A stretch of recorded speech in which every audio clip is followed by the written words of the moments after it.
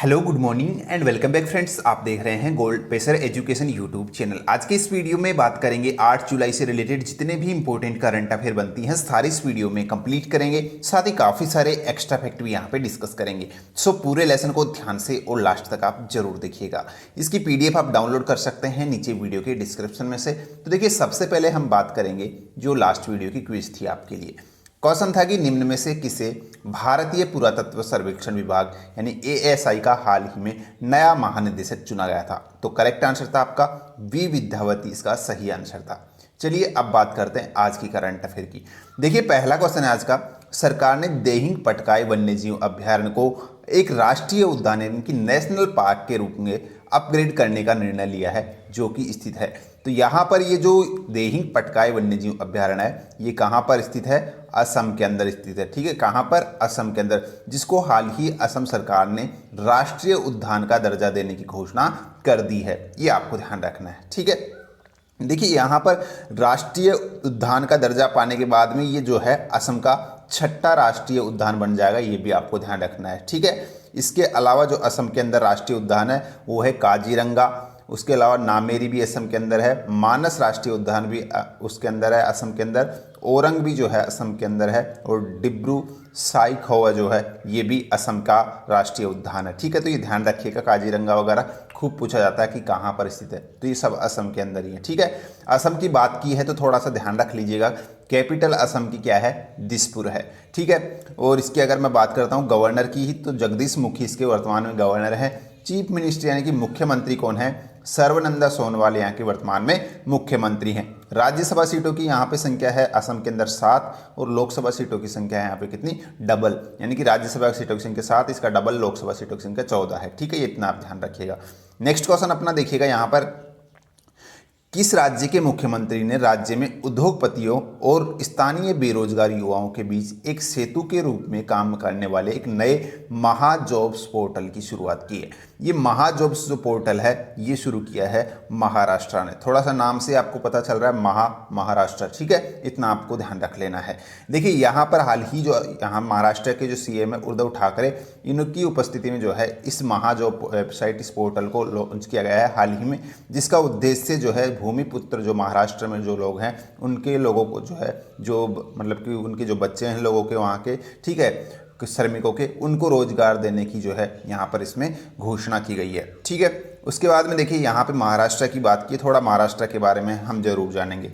महाराष्ट्र की वैसे मैं देखिए बार बार बताता हूँ रोज आपको ये मैप में बॉर्डर शेयरिंग, क्योंकि ये याद हो जाएगी आपको इजीली अगर रोज रोज हम बताएंगे इसको तो। ठीक है, तो यहाँ पर देखिए आपका जो महाराष्ट्र है इसकी बॉर्डर लगती है किस किस के साथ? यहाँ पर देखिएगा ये है आपका महाराष्ट्र जो इधर बॉर्डर शेयर करता है अपनी गुजरात के साथ। ये इधर अपनी मध्य प्रदेश के साथ बॉर्डर शेयर करता है, इधर छत्तीसगढ़ के साथ, और यहाँ पर ये तेलंगाना के साथ अपनी महाराष्ट्र बॉर्डर शेयर करता है, और इधर ये कर्नाटका के साथ भी अपनी बॉर्डर शेयर करता है।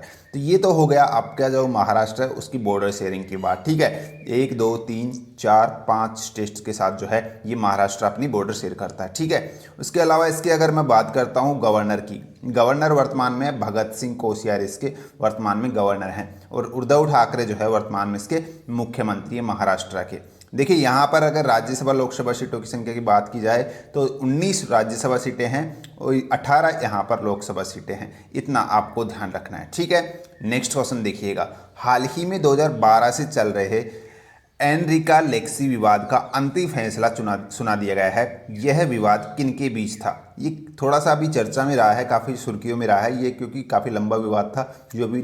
ठीक है, तो इसलिए आपको ध्यान रखना है ये भारतीय नौसेना और इटली की नौसेना के बीच का एक विवाद था, जिसको नाम क्या दिया गया है?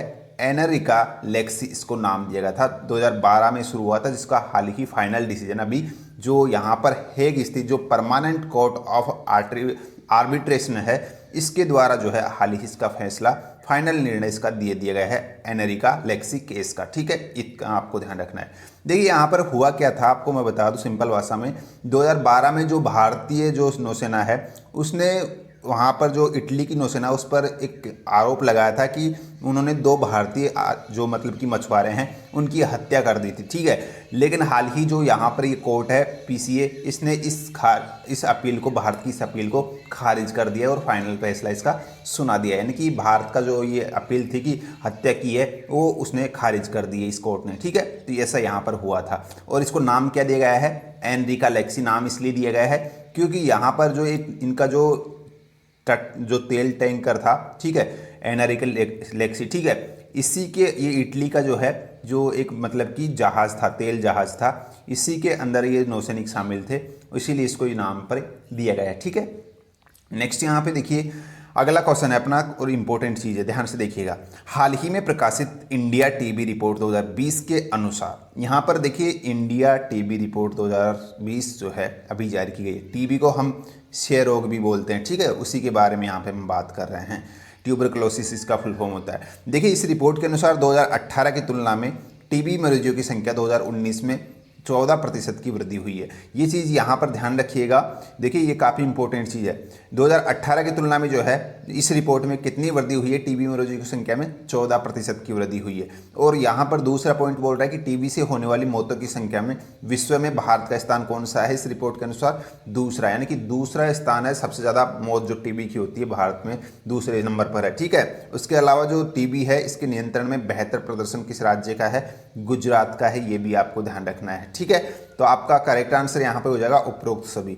बाकी कुछ राज्य जो अभी काफ़ी पिछड़े हुए हैं, जिसमें उत्तर प्रदेश वगैरह इसमें लिस्ट में नीचे आते हैं, ठीक है, इसके मतलब कि मेंटेनेंस में, ठीक है, इतना आप ध्यान रखिएगा। नेक्स्ट यहाँ पे देखिए अगला क्वेश्चन है अपना, भारतीय रेलवे द्वारा पूरे रेल नेटवर्क को वर्ष 2024 तक पूरी तरह से विद्युत से संचालित करने तथा ब्लैंक स्पेस तक नेट शून्य उत्सर्जन नेटवर्क बनाने का लक्ष्य रखा गया है। तो कब तक जो है शून्य कार्बन उत्सर्जन का जो है बनाने का लक्ष्य रखा गया है, ये रखा गया है 2030 तक। यानी कि भारतीय रेलवे ने घोषणा की है कि 2024 तक तो हम जो है पूरी तरीके से विद्युत से संचालित रेल नेटवर्क बना देंगे और 2030 तक जो है जीरो कार्बन उत्सर्जन रेलवे नेटवर्क हम जो है क्रिएट कर देंगे 2030 तक, ठीक है। तो ये दोनों आप ध्यान रखिएगा।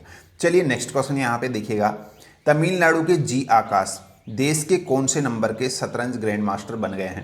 ये एक और बड़ी अपडेट है। देखिए हाल ही में जी आकाश जो है देश के 66वें ग्रैंड मास्टर बन गए हैं। ये काफ़ी इंपॉर्टेंट चीज़ है, ठीक है, इतना आपको ध्यान रखना है। यहाँ पे आप देख सकते हैं यह जी आकाश जो देश के हाल ही में 66वें ग्रैंड मास्टर बने हैं, ठीक है। उसके अलावा यहाँ पर देखिए जो इंपॉर्टेंट चीज़ है वो है, आपको एक तो पूछा जाता है कि देश के पहले ग्रैंड मास्टर कौन थे, विश्वनाथन आनंद थे, ठीक है। और एक यहाँ पर जो विश्व मतलब कि देश के या फिर आप कह सकते हो कि इंडिया के जो है सबसे यंगेस्ट जो ग्रैंड मास्टर है वो कौन से हैं, तो आपको ध्यान रखना है डी गुटेरेस जो है इंडिया के अब तक के यंगेस्ट यानी कि सबसे युवा ग्रैंड मास्टर है, जिनकी आयु सिर्फ 12 वर्ष 7 मंथ और 17 डे है। इसके हिसाब से जब ये ग्रैंड मास्टर की उपाधि इनको न मिली थी, ठीक है, इतना आपको ध्यान रखना है। तो ये दोनों नाम ध्यान रखिएगा। यंगेस्ट पूछा जाता तो डी गुटेरेस है, गुरकेश है, समझ आऊँगा गुरकेश है, ठीक है। और उसके अलावा यहाँ पर जो विश्वनाथ आनंद है ये जो है पहले ग्रैंड मास्टर है भारत के, ठीक है।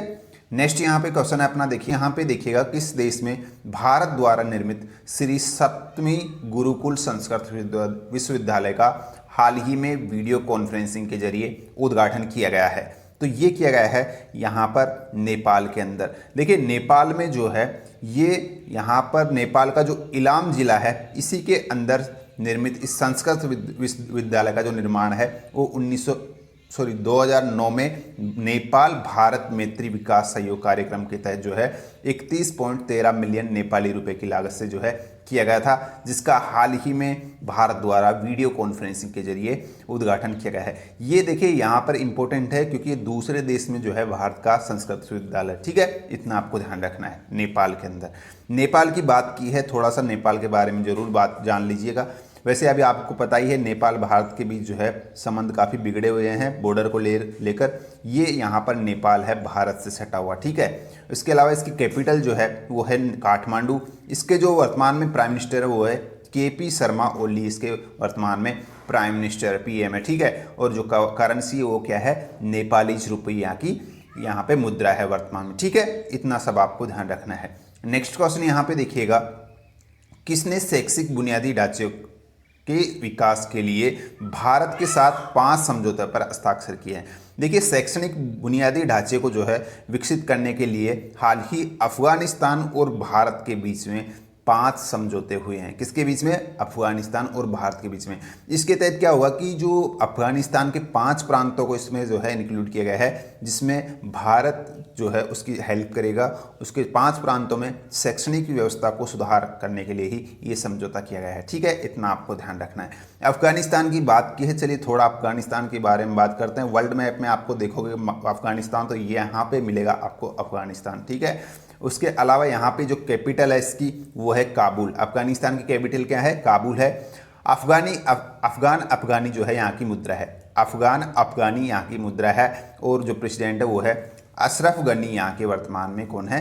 प्रेसिडेंट है। ठीक है, नेक्स्ट क्वेश्चन यहाँ पे देखिएगा, हर साल किस दिन को दुनिया भर में वर्ल्ड चॉकलेट डे या इंटरनेशनल चॉकलेट डे मनाया जाता है? तो यहाँ पर जो हर साल इंटरनेशनल चॉकलेट डे मनाया जाता है वो 7 जुलाई को मनाया जाता है। किस दिन को? 7 जुलाई को। ठीक है, नेक्स्ट क्वेश्चन यहाँ पे देखिएगा, हाल ही में किसने F1 ऑस्ट्रेलियन ग्रैंड प्रिक्स 2020 का खिताब जीता है? ऑस्ट्रेलियन जो F1 ऑस्ट्रेलियन ग्रैंड प्रिक्स 2020 है, ये इस बार जीती है वाल्टेरी बोटास ने। किसने? वाल्टेरी बोटास ने जीती है। ठीक है, नेक्स्ट क्वेश्चन यहाँ पे देखिएगा, किस देश ने अंतरिक्ष में OFAC-16 फ्लाइट जो स्पाई सैटेलाइट है ये हाल ही सफलतापूर्वक लॉन्च किया है? OFAC-16 जो है ये एक स्पाई सैटेलाइट है जिसको हाल ही में किसने लॉन्च किया है? इजराइल ने इसको हाल ही सफलतापूर्वक लॉन्च किया है। ठीक है, इतना आपको ध्यान रखना है। देखिए, जो इजराइल का रक्षा मंत्रालय उसने ये जो पामाचिम जो एयरबेस है इसका, ठीक है, वहीं से जो साबित रॉकेट है उसके माध्यम से जो OFAC-16 है इसका सफल परीक्षण और इसको लॉन्च हाल ही में किया गया है। ठीक है, इतना आपको ध्यान रखना है। देखिए, OFAC-16 है क्या? यह एक इलेक्ट्रो ऑप्टिकल सैनिक परीक्षण उपग्रह क्या है? एक इलेक्ट्रो ऑप्टिकल सैनिक परीक्षण उपग्रह है जो ब्लू एंड व्हाइट तकनीक सहित लेटेस्ट टेक्नोलॉजी से लैस है। ठीक है, इसका निर्माण जो है एल्बिट सिस्टम के द्वारा इसका निर्माण किया गया था। ठीक है, इसकी यहाँ पर देखिए इजराइल की मैंने बात की है। इजराइल की जो कैपिटल है वो आपको ध्यान रखनी क्या है? यरूशलेम इसकी वर्तमान में कैपिटल है। और इसकी जो मुद्रा है वो है इजराइल शेकेल, इसकी मुद्रा है वर्तमान में। ठीक है, इसके जो राष्ट्रपति है वर्तमान में कौन है? यूएन रिवलिन इसके वर्तमान में राष्ट्रपति हैं। और जो प्रधानमंत्री वो कौन है? बेंजामिन नेतन्याहू वर्तमान इसके प्रधानमंत्री हैं। ये सारे इजराइल की हमने बात कर ली है यहाँ पे। ठीक है, चलिए नेक्स्ट क्वेश्चन यहाँ पे देखिएगा, भारतीय रेलवे द्वारा किसके सहयोग से मध्य प्रदेश के बीना में 1.7 मेगावाट का सौर ऊर्जा संयंत्र स्थापित किया गया है?